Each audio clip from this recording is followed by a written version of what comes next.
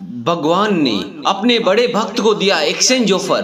क्या ऑफर है, जानना चाहते हो तो इस कहानी को पूरी सुनिए। एक बार एक दुखी भक्त अपने ईश्वर से शिकायत कर रहा था, आप मेरा ख्याल नहीं रखते, मैं आपका इतना बड़ा भक्त हूँ, आपकी सेवा करता हूँ, दिन रात आपका स्मरण करता हूँ, फिर भी मेरी जिंदगी में ही सबसे ज्यादा दुख क्यों है?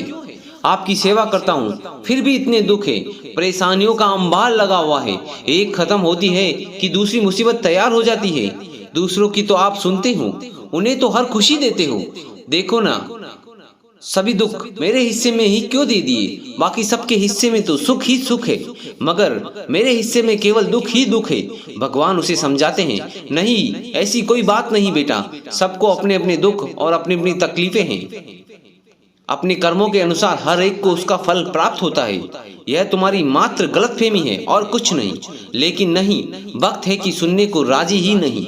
आखिर अपने इस नादान भक्त को समझा समझा कर थक चुके भगवान ने एक उपाय निकाला और वे बोले, चलो ठीक है, मैं तुम्हें एक अवसर देता हूँ अपनी किस्मत बदलने का।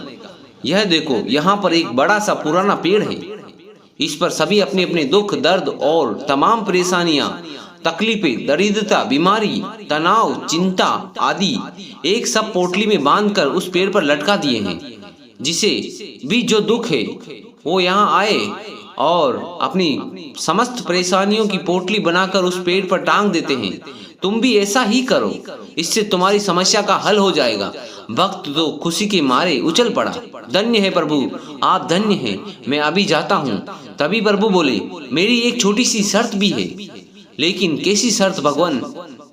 तुम जब अपने सारे दुखों की, परेशानियों की पोटली बनाकर उस पेड़ पर टांग चुके होंगे, तब उस पेड़ पर पहले से लटकी हुई किसी भी एक पोटली को तुम्हें अपने साथ लेकर आना होगा, तुम्हारे लिए। भक्त को थोड़ा अजीब लगा, लेकिन उसने सोचा चलो ठीक है। फिर उसने अपनी सारी समस्याओं की एक पोटली बनाकर पेड़ पर टांग दी। चलो एक काम तो हो गया, अब मुझे जीवन में कोई चिंता नहीं रहेगी। लेकिन प्रभु जी ने कहा था एक पोटली जाते समय साथ ले जाना। ठीक है, कौन सी लूं? ये छोटी वाली ठीक रहेगी।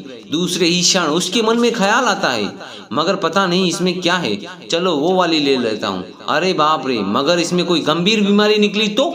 नहीं नहीं नहीं, अच्छा ये वाली लेता हूँ, मगर पता नहीं ये किसकी है और इसमें क्या दुख है।